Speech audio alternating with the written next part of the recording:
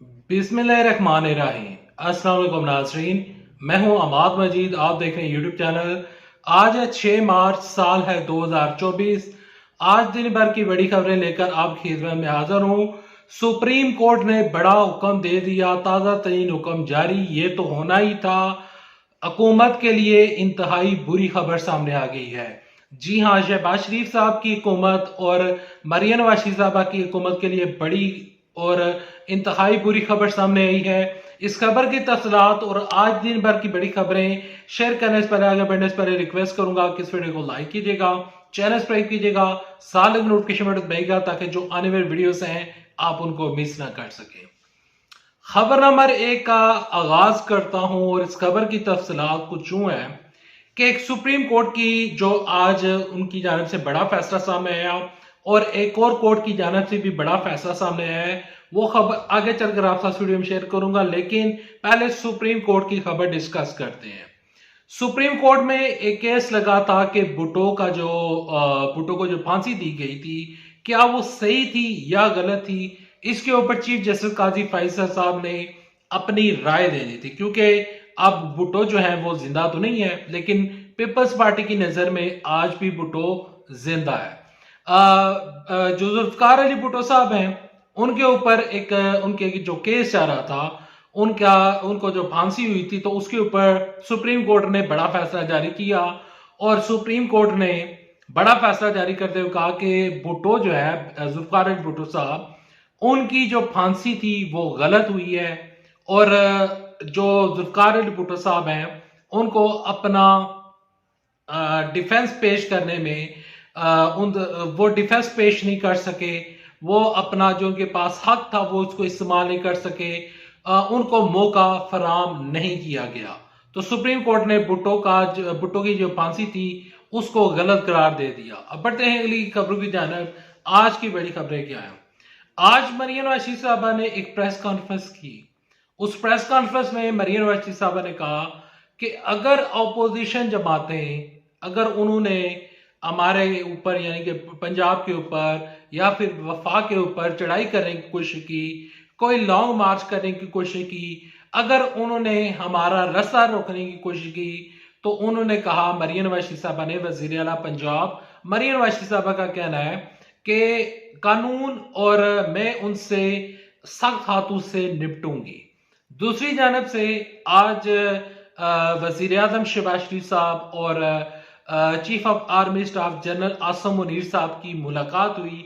और उस मुलाकात में chief of army staff general Asim Munir ने वजीर आजम शहबाज शरीफ साहब को मुबारकबाद पेश की। और इसके अलावा जो चीफ ऑफ आर्मी स्टाफ है जनरल आसम मुनीर साहब, उन्होंने नेक ख्वाहिशात का इजहार किया।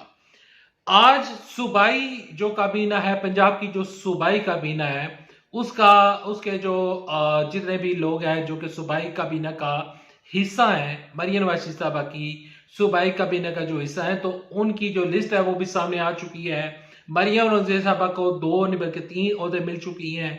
और यहाँ पर उस्मा बुखारी साहबा को ओहदे मिले हैं।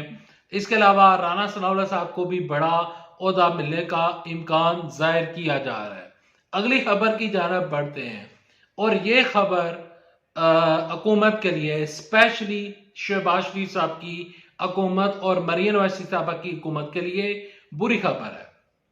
तहरीके इंसाफ की और सुन्नी इत्तेहाद कौंसिल की जो मखसूस नशिस्तें थी, नेशनल असम्बली की बात नहीं मैं कर रहा, ना सूबाई असम्बली यानी कि पंजाब असम्बली की मैं बात नहीं कर रहा, लेकिन पेशावर हाई कोर्ट से एक बड़ा फैसला सामने आया है। और बड़ा फैसला कुछ यूं है कि जो खैबर पख्तूनख्वा है, खैबर पख्तूनख्वा में जो मखसूस नशिस्तें हैं जो कि सुन्नी इत्तेहाद कौंसिल को मिलनी चाहिए थी, लेकिन सुन्नी इत्तेहाद कौंसिल की बजाय वो नशिस्तें मिल गई थी दीगर पार्टीज को, पीपल्स पार्टी को, नून लीग को, और इस तरह की जो सीटें जो दूसरी पार्टीज को मिली थी, तो उस चीज को लेकर गए थे पेशावर हाई कोर्ट में तहरीके इंसाफ के रहनुमा।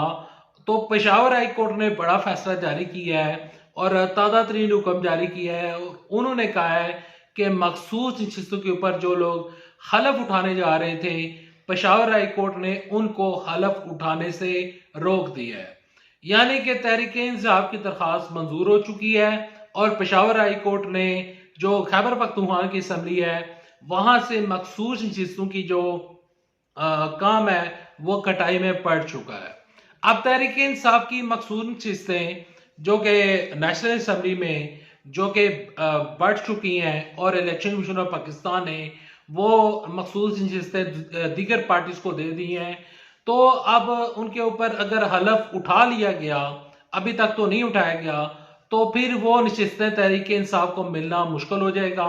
अगर हलफ उठाने से पहले तहरीक इंसाफ ने जिस तरह कहा है कि हम ये मामला सुप्रीम कोर्ट लेकर जाएंगे, तो सुप्रीम कोर्ट में अगर तहरीक इंसाफ को ये नशिस्तें मिल गई तो तहरीक इंसाफ को और स्पेशली सुन्नी इत्तेहाद कौंसिल को फायदा हो सकता है। लेकिन अभी ये मामला काफी ज्यादा लटका हुआ है। गवर्नर पंजाब की बात करें तो गवर्नर पंजाब में एक दफा फिर पीपल्स पार्टी और नून लीग में एक नया महाज खड़ा हो चुका है, क्योंकि पीपल्स पार्टी वाले चाहते हैं कि नदीम अफजल चंद या कमरुज़्ज़मान कायरा साहब को गवर्नर पंजाब लगाया जाए। लेकिन कमरुज़्ज़मान कायरा के नाम के ऊपर जो नून लीग है उसको इतराज नहीं है, क्योंकि कमरुज़्ज़मान कायरा साहब जो है जब वजीर आजम शहबाज शरीफ साहब का पहला टिनोर था जो कि तहरीक एतमाद के बाद हुकूमत बनी थी, तो उस टाइम कमरुज़्ज़मान कायरा साहब जो है वो उस टाइम के वजीर आजम यानी कि शहबाज शरीफ साहब के वो मामले खसूसी थे। तो कमरुज़्ज़मान कायरा के नाम के ऊपर इतराज नहीं है। नदीम अफजल चंद साहब वो पीपल्स पार्टी में थे, उन्होंने तहरीक इंसाफ को ज्वाइन किया। फिर उन्होंने अब जब ये फार्म 45 फार्म 47 का जो नया महाज खड़ा हुआ था तो उन्होंने तहरीक इंसाफ के मौकफ की तायीद की थी और उन्होंने एक जलसे में कहा था कि मैं सारी पार्टीज के खिलाफ बयान देने के तैयार हूं, लेकिन तहरीक इंसाफ के खिलाफ बयान देने के लिए मैं तैयार नहीं हूं।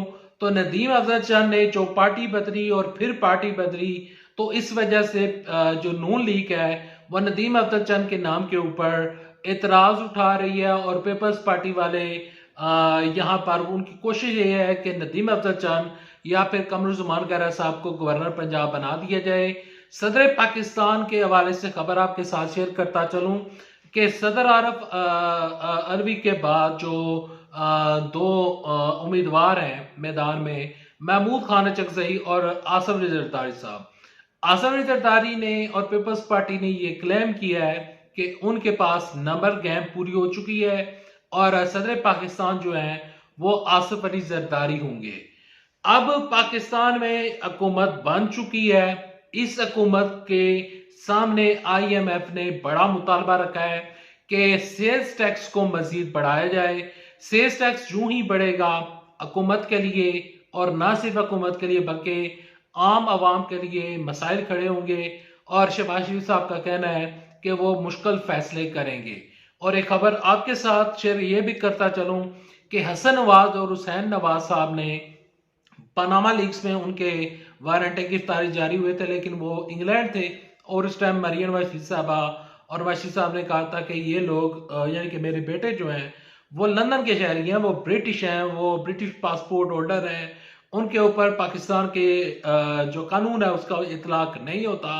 लेकिन अब एक दिलचस्प खबर सामने आई है कि हसन नवाज और हुसैन नवाज साहब जो हैं उन्होंने अपनी जमानत के लिए पाकिस्तान का जो कोर्ट है उसमें उन्होंने दरखास्त दायर कर दी है और कहा गया है कि हमें जमानत दी जाए। आपके साथ शेख रशीद साहब की एक खबर शेयर करता चलूं कि शेख रशीद साहब को बड़ा रिलीफ मिल चुका है और वो रिलीफ मिला है कि उनका नाम ECL में था और हुकूमत ने उनका नाम ECL से निकालने की मंजूरी दे दी है। खैर अभी तक इतना ही, जो ही मजीद खबरें आएंगी इंशाल्लाह आपके साथ नेक्स्ट वीडियो में डिस्कस करूंगा। नेक्स्ट वीडियो तक लेते इजाजत। अल्लाह आप सबका मुनसर हो। अल्लाह हाफिज। पाकिस्तान जिंदाबाद। अफवाज पाकिस्तान जिंदाबाद। आप सबसे गुजारिश करूंगा कि इस वीडियो को लाइक लाजमी करें, चैनल सब्सक्राइब करें, क्योंकि आपकी सपोर्ट से ही ये चैनल चलता है। अगर आप नहीं है तो कुछ भी नहीं है। प्यारे पाकिस्तान के लिए दुआ करें। अल्लाह हाफिज। पाकिस्तान जिंदाबाद। अफवाज पाकिस्तान जिंदाबाद।